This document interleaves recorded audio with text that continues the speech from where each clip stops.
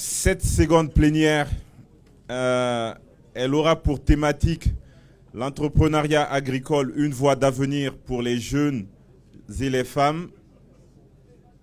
Ce qu'on peut dire d'emblée, c'est que notre pays ne manque pas de potentialité. Avec 6,2 millions de terres cultivables, 364 000 hectares de terres aménagées, 1161 cours d'eau, avec une pluviométrie importante qui culmine à plus de 6 000 mm d'eau au Fouta, mais également 400 milliards de mètres cubes d'eau.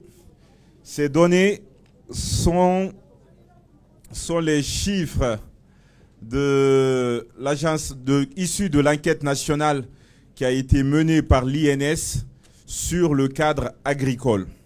Donc il va sans dire que la Guinée ici, l'agriculture est un secteur pour nous qui est porteur, à la fois permettant de créer des activités génératrices de revenus, c'est-à-dire de l'emploi, mais permettant aussi à ces populations de générer des ressources durables et considérables dans l'exercice de ce métier.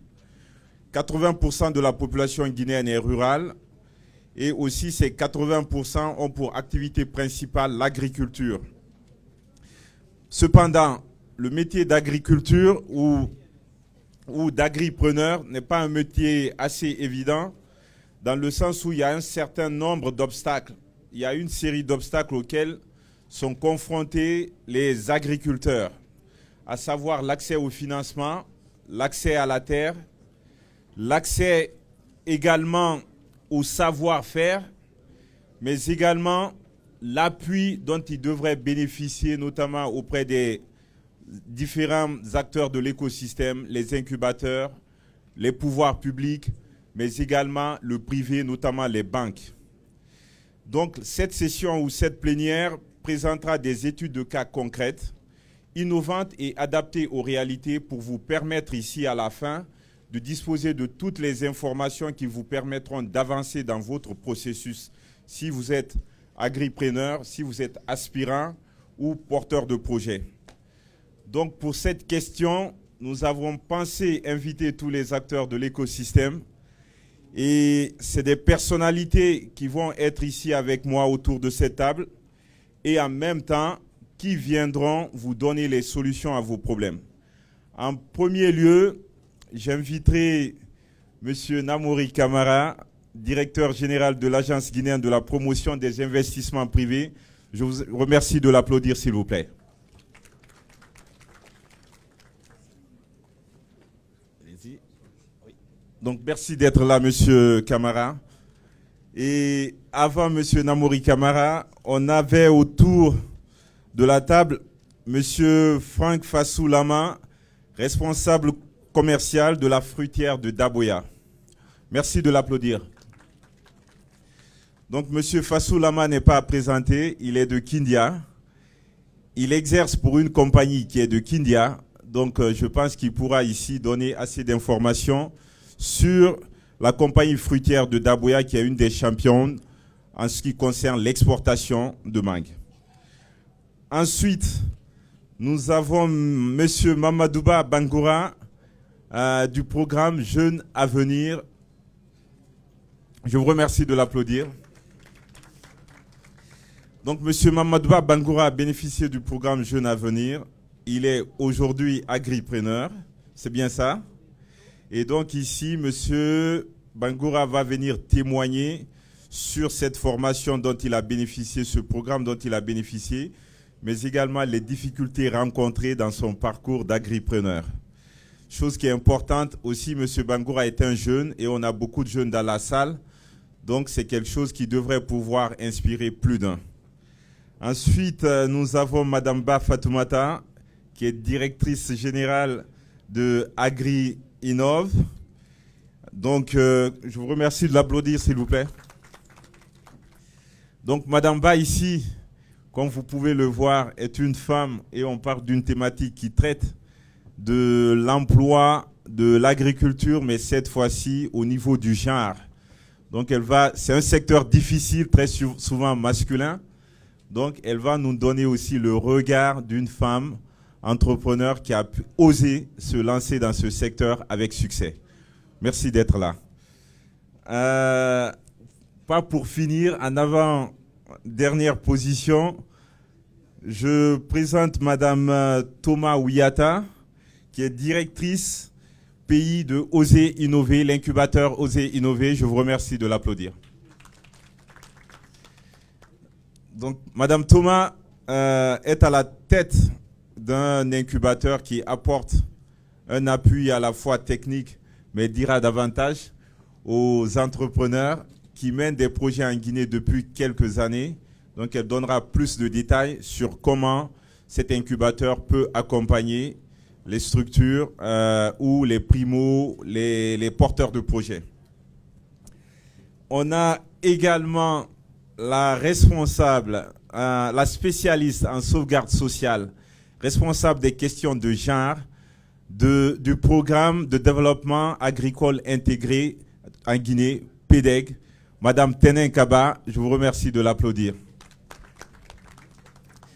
Donc ici, c'est important, quand on parle de l'agriculture, on parle aussi de l'environnement, on parle de la qualité de ce qu'on mange, on parle aussi des questions de genre, comme j'évoquais avec Madame Ba, que c'est un secteur qui reste pour le moment masculin. Donc il est important d'avoir aussi des spécialistes qui savent prendre en compte ces questions de genre, ces questions de vulnérabilité, les jeunes, mais également toutes ces personnes qui n'ont pas les moyens d'entreprendre. Donc, Madame Kaba nous donnera l'aperçu avec ce que le programme PEDEG compte mettre en place dans ce cadre. Pour finir, ça sera notre partenaire, M. Bérété Ansouman, représentant de l'ONUDI, que je vous remercie d'applaudir, s'il vous plaît. Donc ici, depuis hier, on a organisé un atelier sur la relance de la filière ananas portée par l'ONUDI avec son représentant résident. On parle de la filière ananas, on parle de relance, on parle quand même des cultures de rente qui sont assez porteuses de croissance de revenus pour les populations. Donc, M. Bérété nous donnera l'aperçu de l'ONUDI sur ce projet. Donc, sans plus tarder, je remercie tous les participants de leur présence et je voudrais commencer par M. Camara, parce que quand on parle d'agriculture, quand on parle d'entrepreneuriat, il est important déjà d'être structuré ou d'avoir sa structure. Donc le point d'entrée pour moi me paraît la PIP. La PIP qui est dirigée par M. Camara et très rapidement, pour les questions d'entrepreneurs au niveau de la PIP, comment on fait pour être agripreneur? On a mis un accent particulier sur le secteur agricole qui fait partie des 5 secteurs prioritaires de l'État. Pour preuve, quand je suis arrivé au mois de janvier, on a un département qui s'appelle promotion des investissements. Nous avons essayé de spécialiser les chargés de promotion. Quand les investisseurs viennent, avant de répondre à cette question, en fait, c'est pour dire aux jeunes aujourd'hui que le gouvernement met un accent particulier sur ce secteur-là parce qu'on veut diversifier notre économie. Donc, on a des chargés de promotion à la PIP, deux chargés de promotion qui s'occupent uniquement du secteur agricole. Lorsque les investisseurs viennent, ils s'occupent éventuellement de répondre à tout ce qui est question d'investissement dans ce domaine. Nous avons aussi mis en place cette année un département, étoffé le département assistance aux entreprises, dont la directrice est présente ici, Madame Chaloup. Au sein de cette direction, nous faisons beaucoup d'accompagnement. Mais puisque l'entrepreneuriat rural, qui dit agripreneur, on parle de la ruralité, est extrêmement importante, on a créé carrément une direction entrepreneuriat rural. Donc, qui va s'occuper des agripreneurs. Et M. Amadou est là aujourd'hui. Donc, ce qu'il faut, quand vous êtes agripreneur, d'abord, lorsque vous prenez la décision d'être agripreneur, c'est l'étape la plus importante. Hein? Dans l'entreprise, c'est décider, c'est prendre des risques. Parce qu'il ne faut pas penser qu'on peut créer un agripreneur ex nihilo. Ça vient de vous.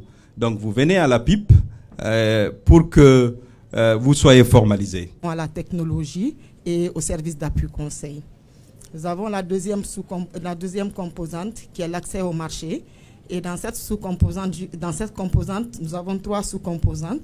La première sous-composante, c'est tout ce qui est renforcement des capacités des organisations de producteurs. Et également, la deuxième sous-composante, c'est tout ce qui est développement du service des affaires. Justement, on en parlera plus. Et également, la troisième sous-composante, c'est tout ce qui est lié au financement des micro-entreprises. Et donc, par rapport au climat d'affaires, au développement du service des affaires, nous devons en fait recruter une firme internationale qui doit accompagner les jeunes et les femmes sur tout ce qui est élaboration de plans d'affaires, mais également tout ce qui est renforcement de capacité. En plus de cela, nous avons également, dans le cadre du financement des micro-entreprises, nous aurons deux guichets. Le premier guichet, c'est le guichet micro-projet. Et dans ce guichet micro-projet, l'objectif est de financer 900 micro-projets. Et donc, les 900 micro-projets, il s'agira de projets allant de 5 000 à 10 000 dollars. Donc, 5 000 dollars pour des individus, 10 000 dollars pour les organisations et avec un traitement préférentiel pour les jeunes et les femmes. Et en plus, par rapport aux micro-projets, nous avons également, le coût varie de 10 000 dollars à 50 000 dollars, mais également, mais pour les micro-projets, en fait, le projet supportera 80% en fait du coût total du micro-projet à travers le financement à coût partagé et 20% viendront en fait comme contribution du promoteur. Et donc, le traitement préférentiel là, c'est que les femmes et les jeunes payeront que 10% en fait comme contribution. Et donc, mais si on n'est pas jeune ou femme, on paye 20%. Et donc, quand on prend les PME également, le projet contribuera à travers le guichet 2 à 60% du coût d'investissement. Et également, le promoteur payera 40%. Et donc, là, il y a également un traitement préférentiel pour les jeunes et les femmes, et de 30% pour les jeunes et les femmes, et 40% pour les autres promoteurs. Donc, c'est un peu de façon ramassée, en fait, le projet de développement agricole intégré. Je pense qu'avec les questions, on pourra répondre plus. Merci. Ici, on part donc, cela voudrait dire ici concrètement que tous ceux qui sont dans la salle, est-ce que Kindia fait partie de ces localités et pourquoi? Et qu'est-ce qui peut être fait ici de manière directe en termes de communication? Parce que très souvent, on a des initiatives mises en place, mais l'information n'arrive pas aux bénéficiaires. Qu'est-ce que le PEDEG fait quand on sait qu'il a des objectifs très relevés? D'accord. Merci beaucoup. C'est vrai que en fait, Kindia ne fait pas partie de la zone d'intervention du PEDEG. Mais le PEDEG fait suite en fait au WAP, le projet de productivité agricole. Et donc, ce projet a intervenu dans la région de Kindia. Et il y a des projets d'ailleurs qui ont été financés et qui vont être renforcés dans le cadre du PEDEG. Et dans le cadre en fait de ce projet, il est important en fait de noter que les jeunes et les femmes, c'est vrai, sont la priorité. Mais également, avec tout ce qui est innovation, technologie, nous essayerons vraiment de mettre un accent particulier sur les jeunes et les femmes. Et donc, il est important en fait qu'ils s'engagent déjà dans le secteur et que le projet puisse après apporter un appui. Donc, tout ce qui est déjà engagé par le projet, c'est vraiment en leur faveur et ils doivent montrer en fait qu'ils sont déjà entrepreneurs, qui sont déjà engagés, qui sont déjà dans la dynamique. Et quand on est dans la dynamique, il est plus facile d'aider quelqu'un quand il est dans la dynamique et alors quand il n'est pas dans la dynamique. Donc je pense qu'il est important en fait que ces jeunes, c'est vrai que Kindia ne fait pas partie, mais déjà avec la communication autour du projet et tout, je pense que c'est déjà un aspect assez important. Très bien. Donc, comme vous l'avez vu, être dans la dynamique, c'est déjà l'idée. On a vu que l'API pouvait faciliter cette structuration, formalisation. On a des programmes qui sont là pour appuyer financièrement.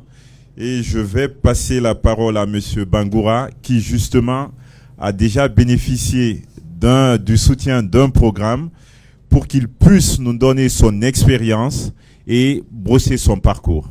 À vous, Monsieur Bangoa. Du programme Jeunes Avenir.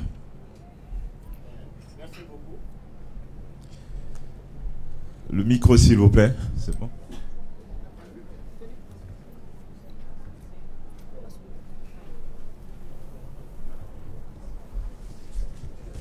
Merci beaucoup.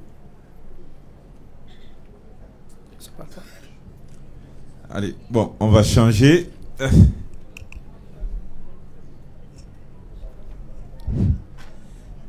Merci beaucoup, mesdames et messieurs. Moi, c'est Bangoa Modba. Je suis le promoteur de l'entreprise Jeunes Avenir. C'est une entreprise qui est spécialisée dans la production de l'ananas, fruits et rejets et la prestation de services agricoles auprès des producteurs. Une entreprise jeune qui a été créée en 2017 et qui a été enregistrée le 20 juin 2018 à Kindia.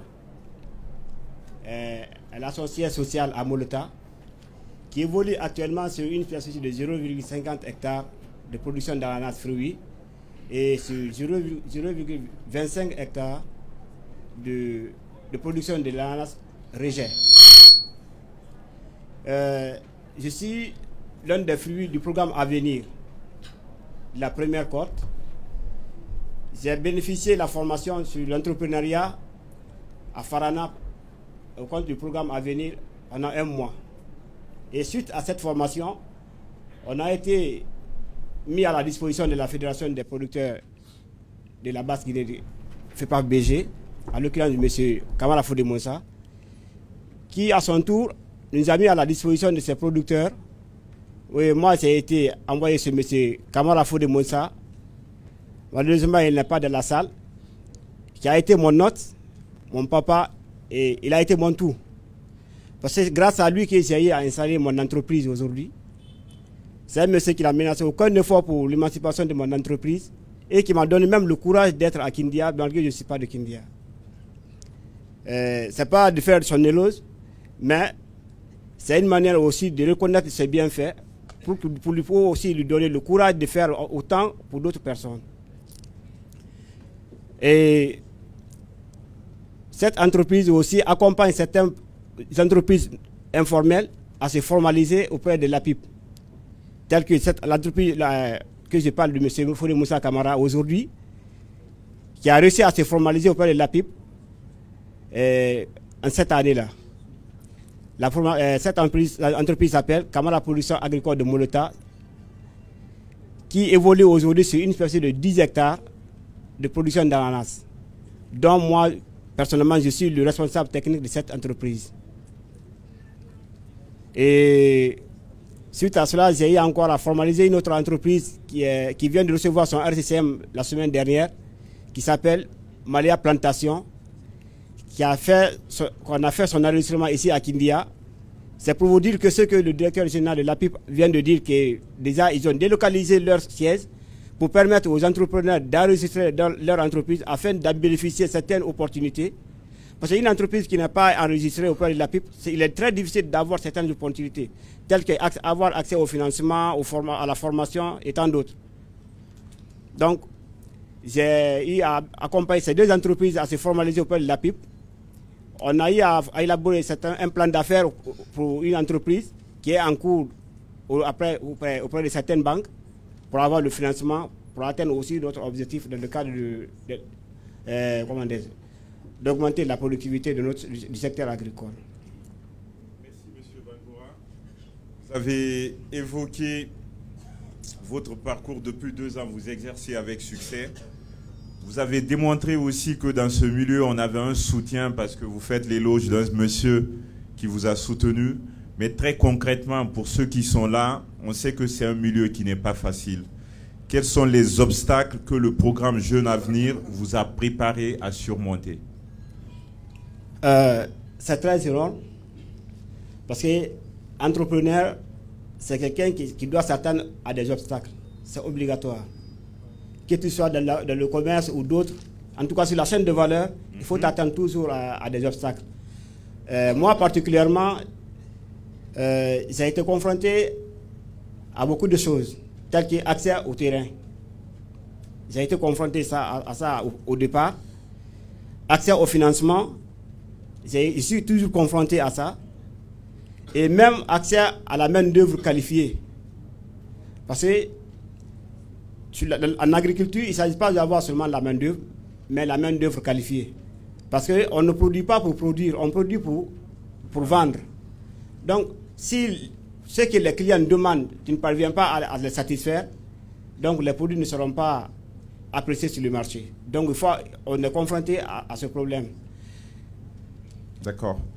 Donc, très concrètement, on a vu qu'il y avait des solutions qui existaient aussi. Et à la fois au niveau public, parce qu'on parle d'accompagnement programme Jeunes Avenir, il y a des incubateurs qui permettent d'accompagner. Au niveau public, il y a des programmes aussi qui sont mis en place. On a évoqué le PEDEC, mais on pourra aussi parler du programme de la relance de la filière ananas. Donc je reviens à monsieur Bérété, justement, parce qu'on sait que l'accès au marché, comme il vient de le développer, on produit pour vendre et l'accès au marché est une condition essentielle à la réussite d'une activité commerciale. Les opérateurs, qu'ils soient des producteurs, mais également des exportateurs et transformateurs, sont tous confrontés. Les marchés publics peuvent constituer une opportunité, mais toutefois les procédures sont compliquées.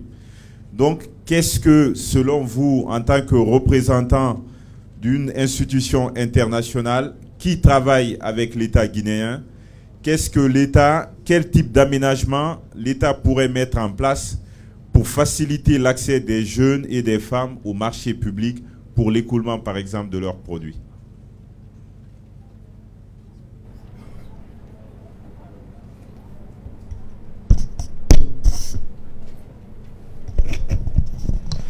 Merci. Je pense que effectivement, il n'est jamais assez de dire que pour réussir le développement de l'entrepreneuriat, il faut nécessairement composer les trois facteurs clés que sont, ça a déjà été dit, l'entrepreneur lui-même, hein, ses capacités, ses engagements, son éveil. Il faut les ressources. Les ressources, ça peut être propre, mais ça peut aussi provenir d'autres sources, d'autres horizons. Mais il faut surtout des débouchés, il faut des opportunités. À la fin de la journée, tout ce qu'on fait, tous ceux qui travaillent sur la chaîne de valeur, c'est pour avoir quelque chose en retour contre le service ou le produit qu'on met sur le marché. Alors, est-ce que le marché existe? Et c'est l'une des questions fondamentales auxquelles un entrepreneur doit répondre, mais aussi l'État et les institutions d'accompagnement quand on s'investit dans la promotion de l'entrepreneuriat. Alors, il y a des entrepreneurs qui sont orientés export, marché international. Il y a des entrepreneurs qui sont orientés marché interne, ils ne peuvent pas s'exporter peut-être, mais il y a même de l'entrepreneuriat de subsistance. On produit pour subvenir à ses propres besoins ou aux besoins juste de l'environnement immédiat. Alors, c'est des échelles différentes hein, de la démarche entrepreneuriale. Et parlant des marchés publics, oui, il est clair que les marchés publics sont une opportunité évidente pour les entrepreneurs. Et pour la petite anecdote, il y a une brave dame très brillante qui m'a interpellé devant son stand ce matin. Elle me dit, tenez, le représentant de l'ONU dit, voici mes produits, il faut que vous les achetez parce que vous nous avez accompagnés, vous nous avez aidés à démarrer et à grandir. Et oui, elle avait raison et bien sûr que je me suis appliqué, j'ai acheté. Le premier service qu'on peut rendre à un entrepreneur quand on veut l'accompagner, c'est de lui permettre de vendre. Donc je pense que l'État, pour cela, dispose quand même d'un potentiel immense dans bien de secteurs. Hein. dans le secteur agro, que ce soit alimentaire ou non alimentaire. Je pense notamment au mobilier, au bois, au textile et les services. Donc, je pense que c'est un des créneaux que l'État pourrait utiliser pour favoriser le développement d'entreprises qui ont commencé et qui veulent amorcer la phase de développement. Mais ce n'est pas souvent évident. Nous savons que la plupart des contrats publics vont aux grandes entreprises ou aux multinationales ou aux entreprises étrangères. Ce n'est pas pour fermer la porte à la libre concurrence, mais effectivement, il y a des actions que l'État pourrait prendre pour faciliter que les entrepreneurs locaux puissent accéder à quelques-unes de ces opportunités. Parmi ces facteurs, nous savons qu'il y a souvent des critères d'accès très très difficiles. Je pense qu'on peut naturellement alléger certains de ces critères. Et il y a aussi le fait que l'accès des entrepreneurs au financement et des banques ou des institutions de financement, c'est difficile. Et ceux qui parfois ont la chance d'avoir des affaires avec l'État se trouvent confrontés à une situation. Vous avez un contrat, vous avez un marché, mais vous avez du mal à trouver quelqu'un pour vous financer. Pourquoi? Tout simplement parce que l'État apparaît comme un mauvais payeur. Et donc, pour les entrepreneurs qui ont de la chance d'avoir des financements avec les institutions financières, alors c'est souvent des conditions impossibles ou ils ne s'en sortent pas. Donc je pense qu'à ce niveau, l'État pourrait mettre en place des mécanismes ciblés pour faciliter à certaines jeunes entreprises ou jeunes entrepreneurs de pouvoir un peu plus facilement mettre en œuvre les activités que l'État voudra leur confier. Ça peut passer par les systèmes de garantie, ça peut passer par des fonds de financement catalytique ou autres mécanismes. Et ça, c'est un exemple. Mais surtout, l'État peut mettre en place également, vous me permettrez de conclure sur ça, il y a beaucoup à dire sur la question, l'apprentissage. La capacité des entreprises nationales, c'est l'une des problématiques les plus importantes.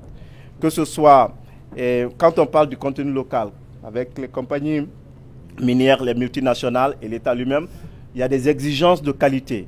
Il faut que les entreprises ou les entrepreneurs locaux respectent ces exigences.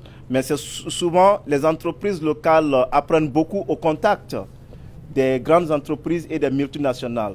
Le simple fait de faire des affaires avec une grande entreprise bien structurée, une multinationale, l'entrepreneur apprend. Donc l'État peut encourager la sous-traitance par les petites entreprises, mais aussi la coexécution et d'autres modalités. Donc oui, l'opportunité, elle est grande et je pense que des initiatives dans ce sens pourraient permettre de développer progressivement des champions. Et comme je pense qu'au niveau de l'agence de promotion des investissements, par certains mécanismes, il y a cette idée d'identifier des jeunes champions et de les porter avec le programme accélérateur et d'autres initiatives. Merci M. Berete. Comme vous avez pu le constater, donc, il y a plusieurs leviers sur lesquels l'État peut jouer, non pas en faisant de la protection du marché, mais en créant un cadre qui pourrait permettre aux entreprises locales de bénéficier aussi de l'expertise étrangère. Et ce qu'on peut dire, c'est que l'ONUDI, qui est ici l'Organisation des Nations Unies pour le développement industriel, a dans le cadre de son mandat aussi, appuie les États dans l'identification et la formulation justement ou la mise en œuvre des bonnes politiques publiques industrielles et notamment en ce qui concerne le secteur privé. Donc, avec tout ce que vous aviez évoqué comme piste de solution, comment l'ONUDI, dont vous représentez, soutient l'État guinéen dans la formulation de ces politiques et qu'est-ce qu'elle peut faire davantage pour que ces politiques soient efficientes pour nos populations? Oui, effectivement, L'ONUDI, entendu l'Organisation des Nations Unies pour le développement industriel, est une agence spécialisée du système des Nations Unies et dont le mandat il est très cadré, très clair, mais qui l'amène à couvrir un vaste horizon d'activités. Le mandat, c'est d'aider les pays en voie de développement et les pays émergents, et bien entendu en collaboration avec les pays développés, d'accélérer leur industrialisation. Parce qu'il y a une corrélation directe entre l'industrialisation et le développement. Et donc, c'est un modèle qui marche et qui devrait, tous les pays ont compris, qui devrait servir de feuille de route. Alors, dans l'exercice de ce mandat, l'ONUDI intervient essentiellement à 3 niveaux. Le premier niveau, c'est d'accompagner le pays au niveau macro, politique, institutionnel, au niveau méso, les organismes intermédiaires, au niveau micro, les entrepreneurs directement, les entreprises, à mettre en œuvre des politiques et des actions qui favorisent la croissance qui s'appuie sur l'industrie, sur la création de valeur ajoutée dans le processus de croissance. Donc cela amène à travailler sur les questions de compétitivité, rendre les entreprises locales plus compétitives, rendre les entrepreneurs des pays plus compétitifs sur leur propre marché, mais aussi sur des marchés étrangers. Le deuxième aspect, donc là, c'est un aspect purement économique, croissance économique. Mais la croissance économique doit être inclusive. Et pour que la croissance économique soit inclusive et partagée, il faut, dans notre configuration, que les jeunes y aient leur place, que les femmes y aient leur place. C'est à travers l'emploi qu'ils ont, c'est à travers l'emploi productif soit ou la création eux-mêmes d'entreprises pour créer leur propre emploi et employer d'autres. Donc nous agissons également sur la question. Donc nous accompagnons l'État, les pays dans la promotion de l'entrepreneuriat. Et en dernier, la croissance économique doit être durable. Alors nous accompagnons également les États à promouvoir une industrialisation qui est durable. Et en promouvant les technologies et les méthodes durables, on optimise aussi les coûts. Alors, sur la question spécifique de l'entrepreneuriat, vous me permettrez peut-être de conclure à ce niveau. Ces 10 dernières années, l'entrepreneuriat, la promotion de l'entrepreneuriat a été le principal point de coopération entre l'ONUDI et la Guinée, au niveau de la Guinée. Bien sûr, on a fait d'autres choses. Et à travers donc des programmes et des projets qui ont permis de créer des emplois pour les jeunes et les femmes, notamment dans l'amélioration dans le secteur de la pêche artisanale de la qualité des produits, pour les rendre favorables à l'exportation sur certains marchés. Et également la chaîne de valeur carité a été optimisée avec l'apport de l'énergie et le gain de rendement. Et l'accès au marché également, parce que la promotion des produits avec leur qualification. Alors plus récemment, le dernier en date, nous sommes engagés sur ce projet de relance de la filière ananas qui a une grande composante qui vise directement les entrepreneurs jeunes et les femmes sur tous les maillons de la chaîne de valeur. Au niveau de la production, il faut que le nombre d'entrepreneurs aujourd'hui producteurs double. Aux dernières estimations, il y avait environ 600. Il faut que ça double pour atteindre l'objectif de la relance que nous cherchons. Et quand le nombre de producteurs double, il y a beaucoup d'autres emplois indirects qui sont créés. Et sur d'autres maillons de la chaîne, ça va en cascade, des emplois vont être créés un peu partout.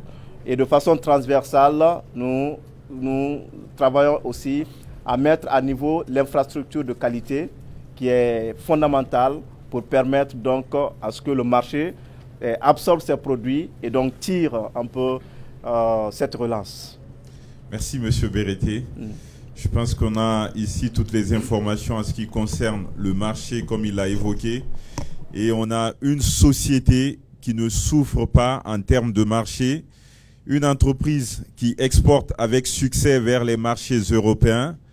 Et cela demande cependant de nombreux efforts en ce qui concerne les contraintes liées en termes d'intrants, de transport, d'entreposage des différents produits.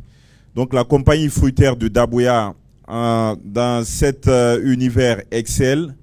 Monsieur Lama, nous souhaiterons justement que vous puissiez ici partager avec les entrepreneurs ou les aspirants entrepreneurs de la région comment répondre ou comment satisfaire à l'ensemble de ces exigences qui permettent d'accéder aux marchés européens. Merci.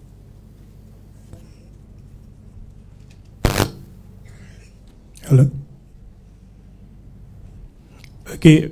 Pour ce qui concerne le marché européen, la compagnie fruitière de Dabuya, qui est là depuis 2003, est spécialisée dans l'exportation de la mangue fraîche et actuellement aussi faire l'export des fruits de la passion. Mais la compagnie fruitière de Dabuya a mis en place, c'est-à-dire a adhéré des idéaux de certification. Actuellement, il est certifié de Global Gap, de SMETA et ainsi de suite. Mais c'est les certifications qui nous permettent de revendre nos produits sur le marché européen. Parce qu'il y a des supermarchés en Europe où tu ne peux pas envoyer tes produits si tu n'es pas certifié. Et qui parle de certification doit parler aussi de la qualité des produits. Donc nous faisons des produits de qualité et nous envoyons. Les auditeurs viennent et ils regardent comment nous faisons le travail et comment nous produisons. Donc les planteurs, ceux qui produisent, ceux qui plantent, donc sont certifiés. L'usine de conditionnement est certifiée, dont la mangue est certifiée et on envoie en Europe.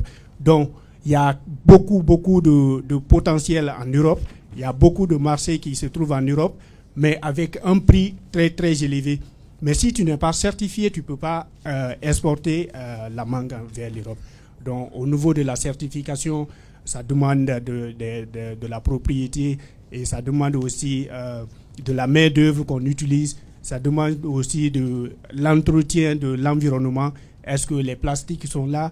Est-ce qu'il y a des déchets un peu partout? S'il y a des déchets dont les mangues ne sont pas exportables. Si la main-d'œuvre n'est pas bien propre, donc les mangues ne sont pas exportables. Le client va refuser à l'export. Donc il y a toujours beaucoup de choses qui sont liées au niveau de la certification, mais si nous voulons, parfois Global Gap, nous voulons être certifiés par Global Gap, Global Gap va nous citer aussi ses exigences, c'est-à-dire de ne pas faire travailler des enfants de 18 ans dans votre plantation, de ne pas faire exploiter les gens et sans les payer, de ne pas faire beaucoup de choses. Donc, tout ça là, si vous respectez, vos produits seront exportés vers le marché européen. Merci Monsieur Lama. On a vu que ça fait donc depuis 17 ans, votre compagnie excelle dans l'exportation de produits, emploie en Guinée des jeunes, des femmes et réalise de bons bénéfices. Donc, en ce qui concerne l'accompagnement justement de ces salariés, de cette main-d'œuvre, pouvez-vous clarifier les opportunités d'emploi qui gravitent autour de votre entreprise au niveau des jeunes, au niveau des femmes ici qui sont de potentiels salariés et qu'est-ce qui est mis en place en termes d'accompagnement pour la professionnalisation de ces ressources? Ok. Au niveau des opportunités que nous pouvons trouver au niveau de notre entreprise, ou soit des entreprises de même allusions comme ça, la CFD actuellement emploie 150 femmes, 150 jeunes, s'il faut le dire, pendant la période de mangue. Donc, c'est les femmes-là qui viennent et qui travaillent à l'usine, qui font le conditionnement de la mangue, qui mettent dans les cartons et pour les envoyer. Donc, il y a plein d'opportunités. La CFD faisait aussi, c'est-à-dire partait auprès des 44 producteurs. Même actuellement, on part vers les 44 producteurs, on achète le mangue avec eux. Mais bien avant ça, nous avons mis déjà en place 70 hectares de mangue. Dans les 70 hectares de mangue, nous, personnellement, on ne peut pas faire l'exploitation. s'il n'y a pas les jeunes qui viennent travailler là-bas, s'il n'y a pas des femmes qui viennent ramasser les décès, et aussi les fruits de la passion, la CFD aussi a les fruits de la passion, des parcelles de fruits de la passion où on récolte. C'est les dames qui vont voir est-ce que ça c'est exportable à travers la formation que nous leur donnons. Donc ils vont voir est-ce que ça c'est exportable, qu'ils vont mettre dans les cartons et puis nous allons exporter. Donc il y a beaucoup d'opportunités pour les jeunes au niveau de la compagnie fruitière de Daboya. Merci Monsieur Lama. Donc n'hésitez pas, la compagnie fruitière de Daboya propose entre une grande structure qui exporte et une jeune entreprise, il y a un gap qui n'est pas facile à combler. Cela n'a pas empêché Madame Ba de se lancer dans l'entrepreneuriat. Et quand on sait que dans ce milieu, selon une étude du cabinet Roland Berger, les femmes africaines sont les championnes du monde de l'entrepreneuriat. Près de 24% des Africaines en âge d'exercer sont impliquées dans la création d'emplois. Vous avez lancé il y a 1 an votre entreprise de séchage de fruits, après avoir suivi bien entendu une formation de 8 mois. Donc, pouvez-vous nous dire quel type de compétences faut-il posséder, ou pour une femme, faut-il posséder dans son activité commerciale, et en quoi le programme de formation que vous avez suivi vous a spécifiquement aidé? Non. C'est bon?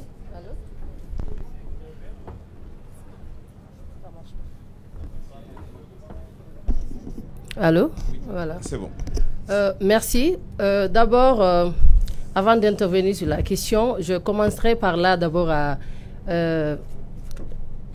féliciter les femmes, les veillantes femmes qui ne ménagent aucun effort pour exercer sur cette activité. Les femmes dès l'aube qui sont sur pied aujourd'hui, qui font bouger l'économie de ce pays. L'économie surtout rurale, et des femmes qui sont oubliées dans leur secteur d'activité.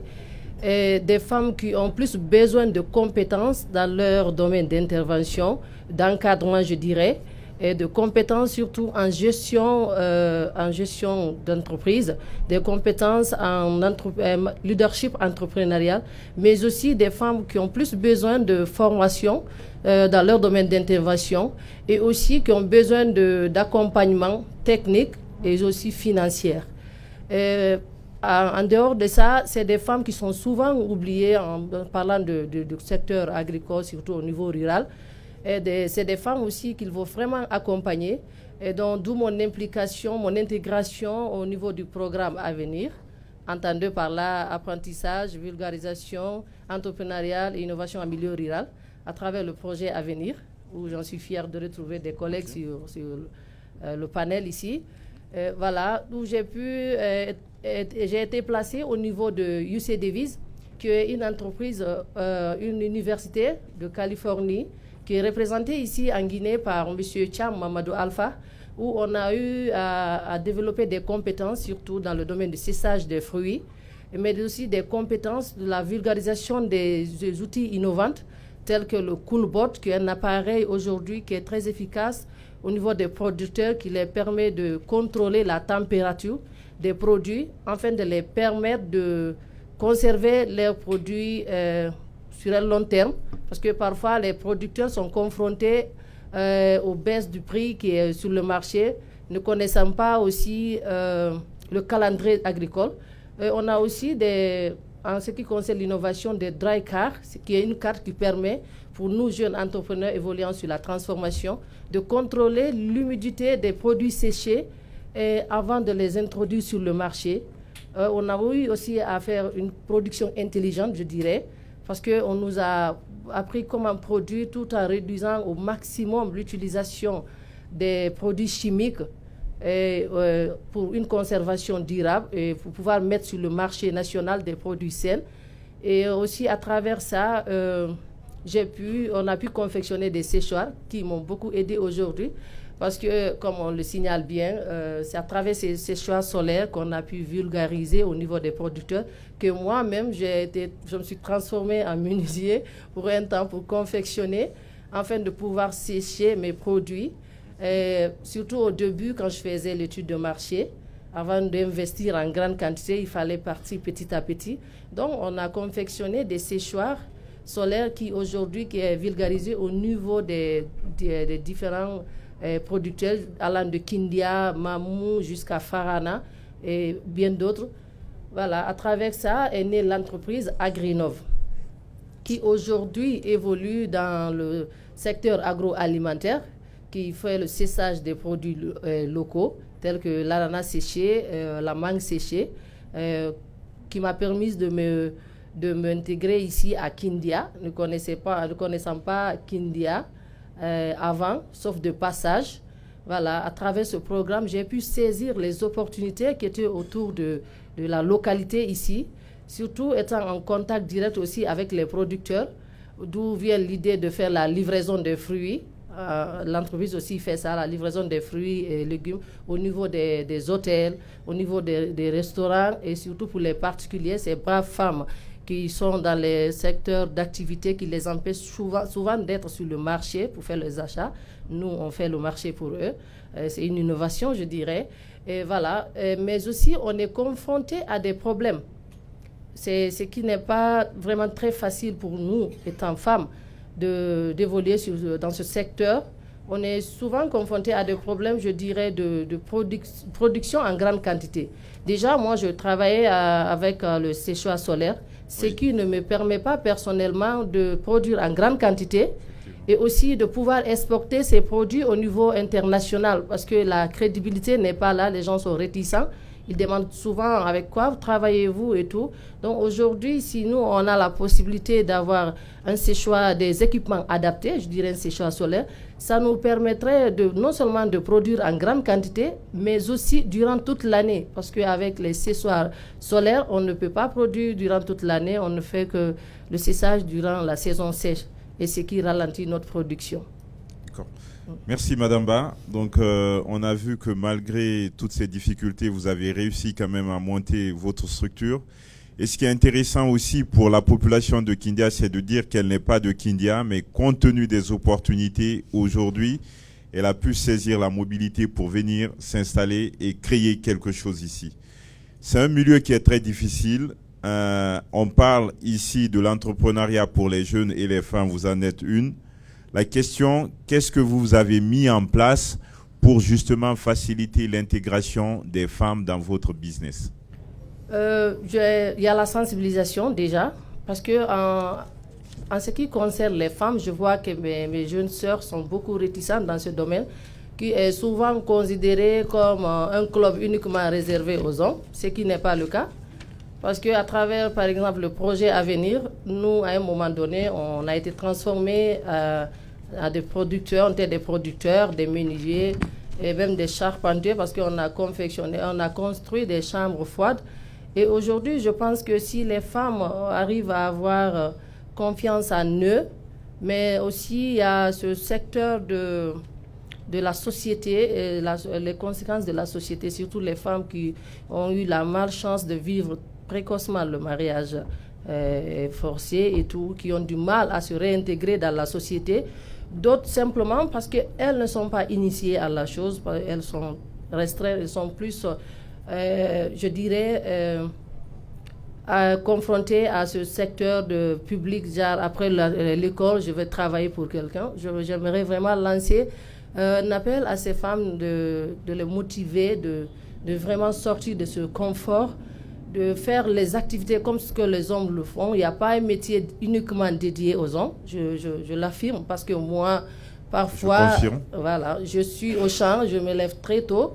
Et il y a aussi ces femmes qui ont du mal à pallier vie privée et vie professionnelle. Et on voit aussi aujourd'hui, moi personnellement, j'ai vécu le cas du divorce, qui est une chose aussi très tabou aujourd'hui, surtout dans la société, qui nous empêche de se réintégrer facilement. Et voilà, ayant vécu ça, ça n'a pas freiné mon objectif. Je me suis lancée et je me suis dit qu'il fallait à tout prix réussir pour montrer que vraiment non seulement la société, que les femmes peuvent être de l'avant, mais aussi apporter quelque chose de positif tout en étant indépendante. Merci Madame Ba, vous êtes vraiment un exemple dans ce sens. Et notamment pour les jeunes ici qui probablement vont être mariés, elle vient de démontrer qu'on peut avoir son indépendance. Donc l'entrepreneuriat est une des solutions qui permettra aussi à la femme de se libérer en gagnant son indépendance. Et en termes d'accompagnement, il y a justement des structures aussi qui aident. On a évoqué la PIP, on a évoqué toutes ces l'ONUDI, mais il y a aussi les incubateurs. Les incubateurs sont au service des structures.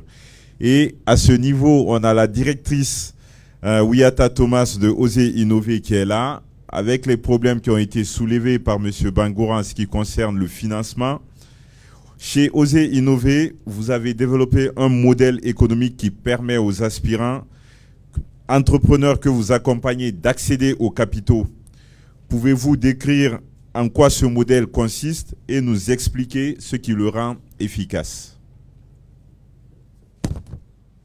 Allô? Ok, parfait. Merci beaucoup.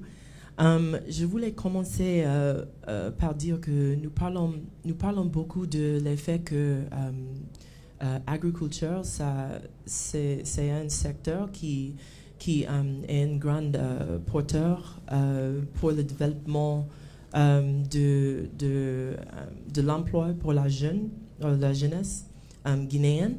On parle aussi souvent de l'effet qu'il faut que les jeunes se lancent dans ce secteur et nous voulons développer ce secteur.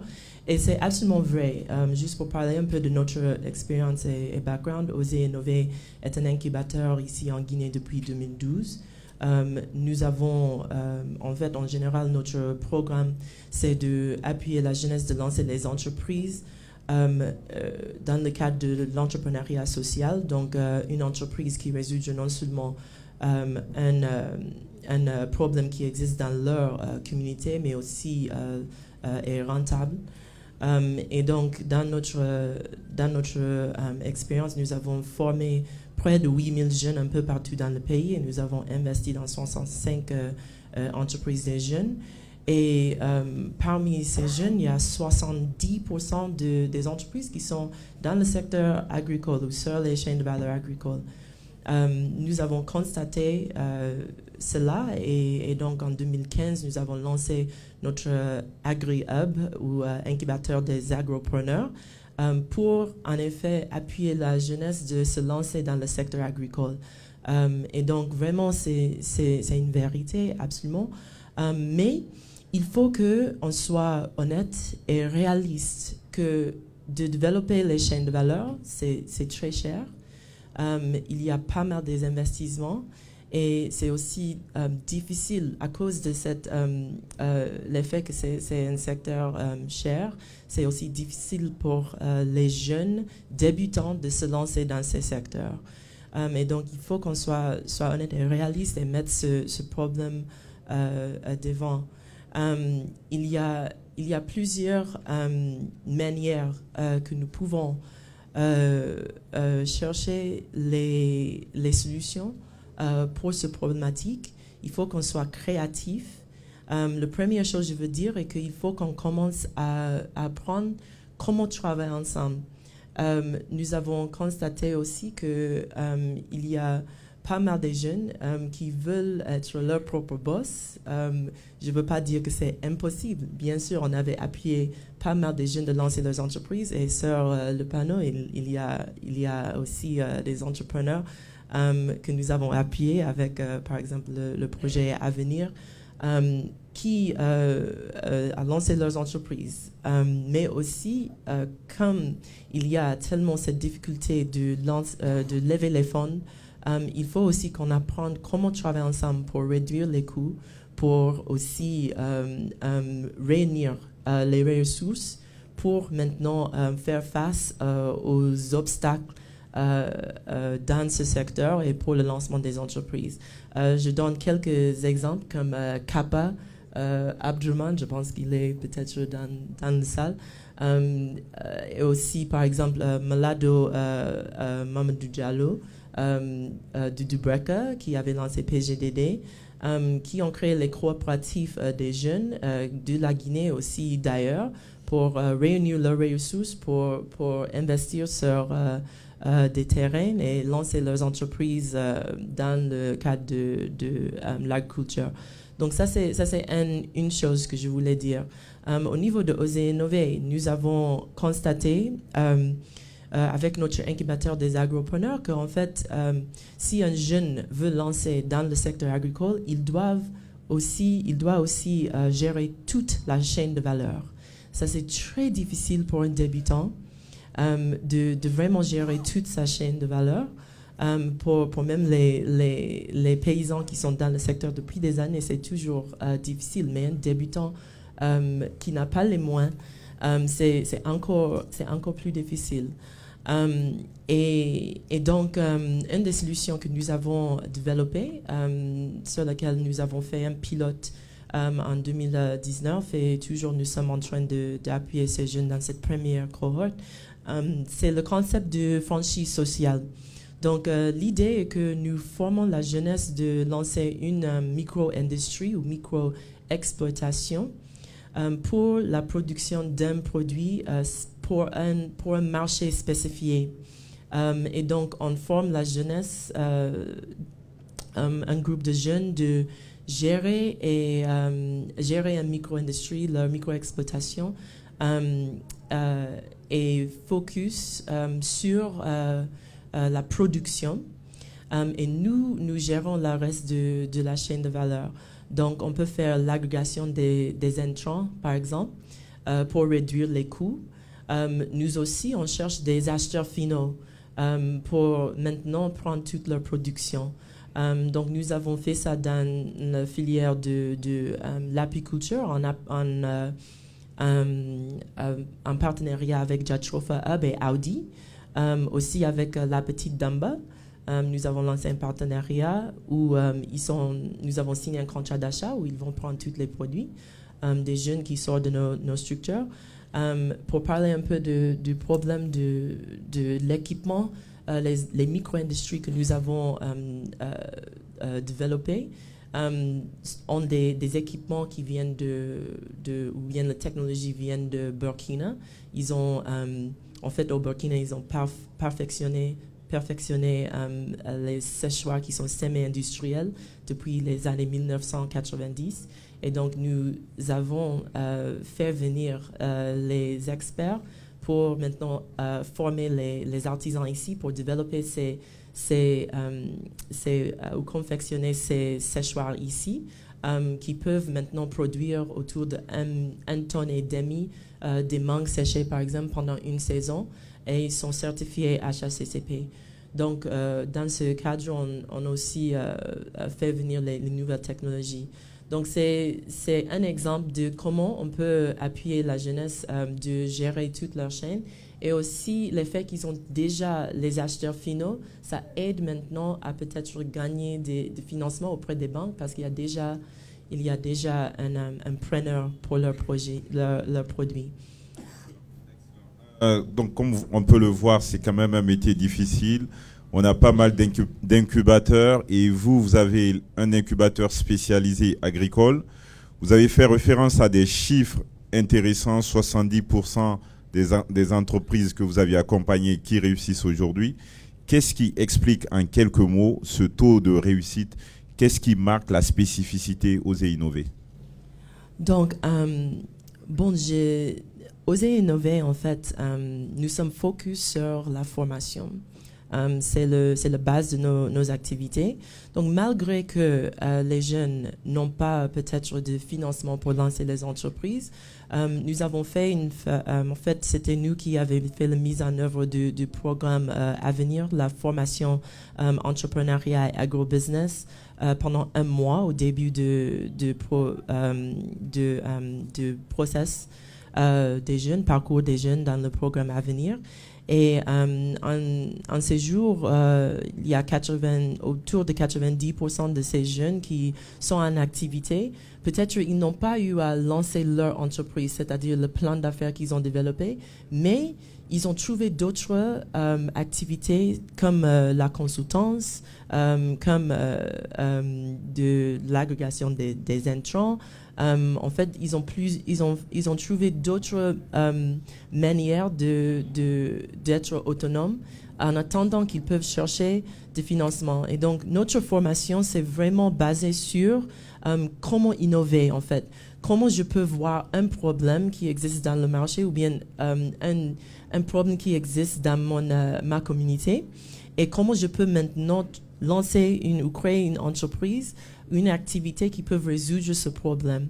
Et donc, c'est vraiment la base de nos activités, l'innovation, aussi de vraiment motiver la jeunesse que vous pouvez faire quelque chose de différent, vous pouvez lancer quelque chose, et aussi de ne pas être effrayé par rapport à être différent.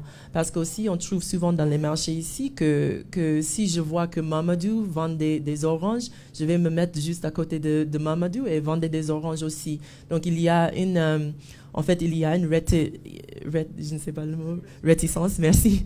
Une réticence d'innover et faire quelque chose de différent. Donc, c'est vraiment la base de notre formation. Okay. Merci, Ouyatta. Donc, sur ce, on va clôturer l'intervention des panélistes pour prendre quelques questions. Et comme on est court en temps, on essaiera de prendre un maximum de 5 questions. Comme vous l'avez constaté, Ouyatta, Oser innover, met l'accent sur le capital humain. L'humain est au centre de tout. En étant bien formé, qualifié, on peut maintenant faire intervenir tous les acteurs de l'écosystème ici pour l'appui. Donc, on va ouvrir la question de science, question-réponse. Monsieur, vous. Qui passe le micro? Allez-y. Oui, il a la question. Donc, on limitera à 5 questions pour gagner en temps. Déjà, on est suffisamment en retard.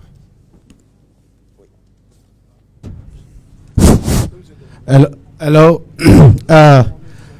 Bonjour tout le monde. Peut-être ça va me prendre un peu de difficulté pour poser ma question que je veux. Mais comme j'ai compris que madame qui était là a expliqué, peut me comprendre mieux parce que moi je peux même m'exprimer en anglais. Donc peut-être elle peut comprendre et me répondre à la question. Okay, as concerning the explanation you'll be doing here, it's like that I found it very difficult for we, the producers in Guinea, especially the youth, in order to come across the chemicals that we are using to produce our farm. For instance, if I take, for example, last year, in 2018, when I started my own product, it was very easy for me to come across this product, even in the market or at the magazine or with the federation at Frigiac Bay. But right now I have a very lot of difficulties because of the price at the market. I think that if ever you, the different institutions that are promoting the producer in Guinea, if you will be in cooperative with the government in order to make a easier way for we, the producers, to get this product in a lower price or within a big quantity will be something very important for us. So I'm Ba Ibrahim, the president of the Agro Dreams in Guinea. So that's my question that I have to ask to Madame. Thank you. Oui. Donc, Monsieur Ba Ibrahim ici, directeur de Agro Dream. Donc lui, l'année dernière, ils exportaient des produits sur le marché, ils faisaient la vente directement auprès des magasins, mais ils rencontrent parfois des difficultés. Donc ils voudraient savoir justement au niveau de Madame Ouyatta, quelles sont les facilités qu'eux pourraient apporter en ce qui concerne la transaction, plutôt la commercialisation des produits, et comme ils mettent en place des coopératives, via leur partenariat avec l'État, qu'est-ce qu'ils peuvent faire pour leur faciliter cette commercialisation et ces transactions? Donc, ce que je peux dire est que dans nos programmes, par exemple notre programme de franchise sociale, dans notre AgriHub, nous faisons le plus qu'on peut pour faire l'agrégation des intrants, donc c'est-à-dire l'achat en gros des intrants pour maintenant offrir aux jeunes qui sont dans le programme pour réduire les coûts les coûts de leurs opérations. Pour le problème de trouver les produits sur le marché ici, c'est un problème que nous avons tous, même nous. Et oui, j'aimerais bien qu'il y ait une possibilité au niveau de l'État qu'on peut trouver les solutions de comment on peut assurer qu'il y a les intrants nécessaires pour améliorer la qualité des produits et assurer une continuité de production pour la jeunesse. Absolument. Par rapport au marché, encore pour notre programme, nous avons jugé nécessaire de lancer au niveau local, avec les marchés locaux. Donc nous avons, comme j'ai dit, des partenariats avec la petite Damba ou bien avec Audi. Aussi, nous sommes en train de développer un partenariat avec Caro pour la production de l'arachide et tournesol, pour leur l'huile d'arachide et l'huile de tournesol et pâte d'arachide. Donc, en fait, on fait ces partenariats où ils s'engagent, ces structures, ils s'engagent à acheter les produits qui viennent de nos jeunes. On n'est pas au niveau international, pas encore, parce qu'on vient de commencer ce programme. On est même en train de faire le pilote maintenant. Mais c'est quelque chose qu'on vise pour l'avenir, après on maîtrise le marché local. 2 autres questions et on clôture. Madame. Oui. Merci. Ma questionnaire va s'étendre sur 3 volets. Parce que apparemment, je crois que j'ai très bien fait de venir parce qu'il y a beaucoup d'autres questionnaires que je me posais que je n'arrivais pas à répondre. J'aimerais savoir, où est-ce qu'on peut avoir accès à ces formations dont Madame parlait tout à l'heure? Parce que parfois, on a des idées, on veut se former pour appliquer quelque chose, mais on est obligé d'aller sur le net, sur Google, sur YouTube pour avoir certaines méthodes de formation, mais on veut avoir des formations concrètes, si possible. Ma deuxième question, c'est de savoir comment avoir les machines dont vous avez parlé, les machines de séchage.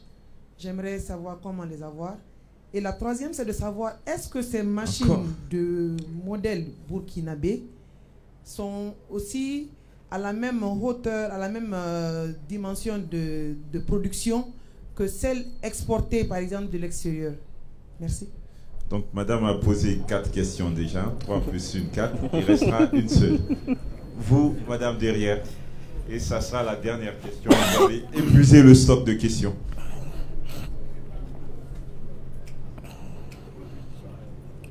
Bonjour, moi ce ne sera pas une question mais une contribution, donc je pense que ce sera la dernière question pour lui. En fait, c'était par rapport à la société d'Aboya, je crois. C'était très intéressant qu'il parle. En fait, je me présente. Je suis Virginie Touré, je suis la directrice de Certibio Guinée. Et c'était très intéressant qu'il parle de certification parce que mon entreprise s'occupe de certification biologique. Donc, pour tous les jeunes, parce que vous avez bien entendu que le processus de certification, c'est important pour l'international. Donc, si vous visez des marchés internationaux, il faudrait penser à vous faire certifier. Il y a plusieurs modèles de certification. Ça, c'est très bien parce que on va dire c'est une grande entreprise. Mais pour vous, les petits producteurs, vous pouvez vous mettre en coopérative et chercher à voir comment vous faire certifier. C'est pas difficile. Il suffit juste d'organiser et on peut vous accompagner. Merci. Oui. Bonjour Madame Ba. Madame Ba, je vous laisse. Merci. Voilà. Bon, je vais utiliser ma voix parce que je fais comme les autres. Voilà. Bon, en ce qui concerne la formation, je dirais que le programme à venir a déjà clôturé, mais on n'empêche, il y a des incubateurs sur place. Par exemple, moi, nous, en tant que Jeunes Avenir, on a été accompagnés par Oser Innover, qui était en partenariat avec le projet Avenir, qui sont toujours actifs, que vous pouvez être en contact avec eux. Il y a Ose ton emploi aussi qui vient d'être en place. Il y a plusieurs d'autres domaines, mais aussi je dirais à mes jeunes sœurs, femmes, surtout les femmes, moi je ne dirais pas les hommes ne m'intéressent pas ici, mais je m'accentue plus sur les femmes, parce que je ne vois pas assez de femmes dans le domaine de l'entrepreneuriat. Allant d'un constat, par exemple tout à l'heure j'ai enquêté ici, la plupart des enquêtes que j'ai pu faire, c'est des enquêtes, j'ai été en contact direct avec des hommes, ce qui ne m'a vraiment pas plu étant une femme. Voilà, donc je voudrais vous voir actifs, et je dirais de ça, en dehors aussi de ces incubations qui sont là, essayez de vous renseigner. Le plus souvent, l'information ne passe pas directement de bouche à oreille, ou ça passe tardivement, parce que les institutions qui sont là utilisent les réseaux sociaux que nous utilisons aujourd'hui de plus. Donc, étant sur les réseaux sociaux, essayez de chercher, de fouiller les entreprises ou les incubations qui sont sur les lieux pour vous accompagner. Mais aussi, il faut savoir ce qu'on veut faire. Parce que, comme Mme Uyata vient de le signaler, il y a le suivisme. Genre, il y a Ibrahim qui évolue dans l'agroalimentaire. Donc, comme Ibrahim, pour lui, ça marche bien, moi aussi, étant fantasme, je veux me lancer. Ce n'est pas le cas. Et soyez objectif dans ce que vous voulez faire. Essayez de développer ça et aller vers une institution d'incubation. Et aussi, je dirais à l'État, pourquoi pas à l'État d'impliquer ce volet entrepreneuriat au niveau des institutions d'enseignement pour plus imprégner les jeunes sur l'importance de l'entrepreneuriat. Par exemple, ici, à Kindia, étant dans une cité d'étudiants, la plupart des jeunes ne connaissent pas en général ce que veut dire entrepreneuriat. C'est parce que je vois dans le cursus scolaire, ça vient de naître ici, et on n'en parle pas souvent.